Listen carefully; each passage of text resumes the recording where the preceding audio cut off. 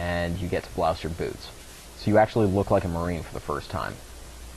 I think that period when I started being built back up was when I first got my camis back from the tailor, and I unfolded them, and there was my name next to a U.S. Marine name tape. I technically hadn't earned the title yet, but seeing it that close was very, very motivating. What's the next landmark? The next landmark after that was passing rifle qualification. That was a big deal.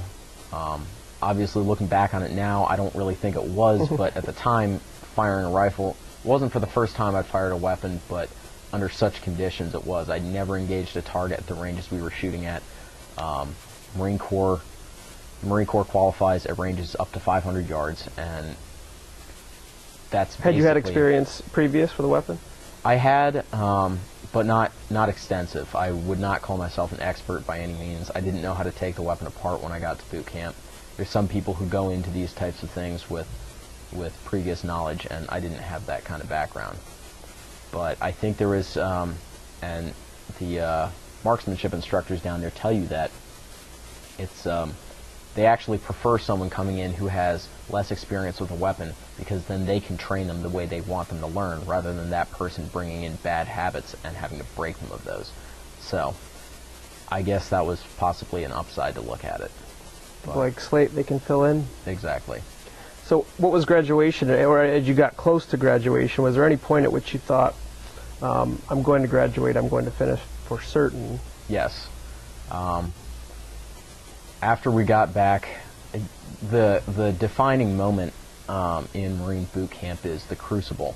It's a 54-hour trial period where you basically go out to the field and you do a number of events ranging from forced pack marches to leadership reaction courses, which is basically where you're given a task and a situation, and you're expected, it's basically like an obstacle course, and you're expected to move like a 50-gallon drum or something across some fictional obstacle, and you have to work as a team to get these objects to the other side. And we did that. We did some weapons training.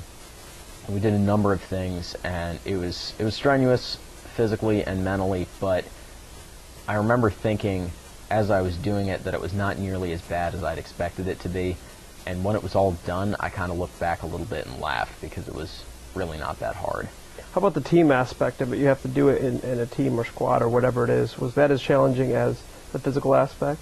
Not by that point, because up to that time, my platoon had been together for about 2.5 months by that point, and we had started to really figure out how we needed to work to get through things. And the people who stepped up, we just relied on them. The squad leaders who were designated by the drill instructors, they really stepped up and took the initiative there, and we looked to them for leadership, and that's how we got things done, and it was fairly smooth once we got Was that the first point. Team or group that you'd work with?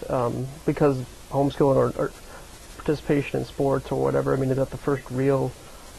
For the most part, yes. Certainly on a large group scale, it was obviously a bit of a culture shock, because I was not socially integrated on the same level as some of these people. But you know, I found my depth after a while and moved forward, and I was able to work just fine as part of a team. It's, in a lot of cases, it's just a matter of conforming, not being that guy who's trying to be the individual. And that's the biggest part about basic training, is just being a part of a team, and I was able to do that. So what was graduation like? Graduation was it was split into two parts. There was Family Day, which is where it's the day before graduation, where you get your Eagle, Globe, and Anchor. A very emotional experience. A lot of these brand new Marines are standing out there on the parade deck in front of their families, and they're starting to blubber a little bit, but that's to be expected. It was also a little bit corny. I remember them playing Lee Greenwood's Proud to Be? Yeah, yep, that one. And It was kind of silly. It was like, this is a little bit too much right now. I could understand like maybe a march by Sousa or something. This is kind of pushing it. But after that, they released us to go spend time with our families for a few hours, and then we came back. The next morning we graduated. And then the actual graduation day, after Family Day, was a little bit anticlimactic, but it was just good to be done. Your family came down? Yes, they did. What did they have to say on Family Day? They were just glad to have me back. They were excited to be able to talk to me and have contact with me, because for the entire period of boot camp, the only contact we'd had been through letters. And there were no phone calls or anything like that. I was completely cut off from them. So, did you write pretty consistently? About once a week I'd send a letter.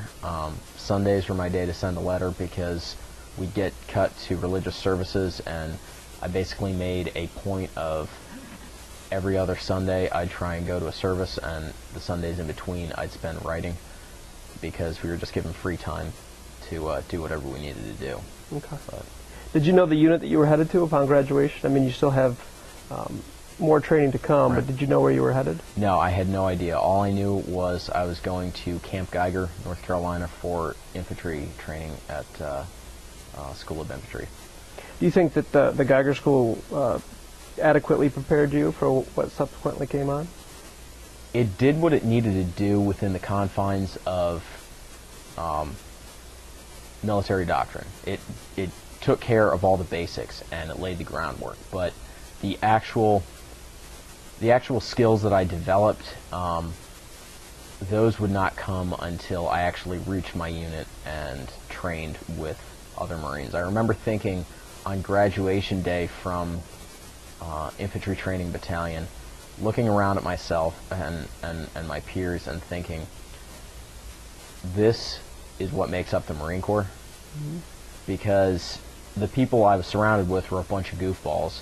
They seemed like a bunch of idiots. We couldn't really, tactically, I couldn't see us moving as a team. We did a number of large-scale squad and platoon-sized exercises, and they were always run under very strict supervision and rules from staff NCOs and officers. And it didn't seem like we had any autonomy on our own, and it didn't seem like we were capable of working on our own. At this time, I had no idea how squad leaders and team leaders would play into it once I got to the fleet, but I'd find that out. Do you think that it's something that just can't be implemented? You can't simulate game speed in that type of environment, or are there things in the training that are missing? I think it's a crawl, walk, run kind of thing. I don't think you can simulate that, simply because the leadership demands experience, and to expect that from young men straight out of boot camp is unreasonable. It provides the training that is needed, but certainly if someone thinks they've graduated School of Infantry with a complete grasp of the subject materials, they are very much mistaken. Were there people that were very much mistaken? There were, and I think there will continue to be. A lot of people have a misconception. If they get promoted to Lance Corporal, E3, while they're in School of Infantry, and then they go to the Fleet Marine Force, and they meet a Lance Corporal E3 who's been at that rate for some time but has 1 or 2 deployments under their belt, they tend to think that they're on the same level. And they are most certainly not, because the experience of the senior Lance Corporal, it's vastly trumps that of the new Marine, and it's one of the issues with the Marine Corps and their promotion system, but that's just the way it is. Senior Lance Corporals and Corporals are the people who lead out there, and a new Marine coming from infantry training battalion needs to respect that and understand that when he gets out of the fleet. It's almost a necessity for like a Lance Corporal 3A and 3B. Well, we referred to them in the junior and senior terms. I think the derogatory term for a fresh Lance Corporal from, or PFC for that matter, from infantry training battalion was just to call them a boot. And I was a boot for quite a while. That's how I was referred to. And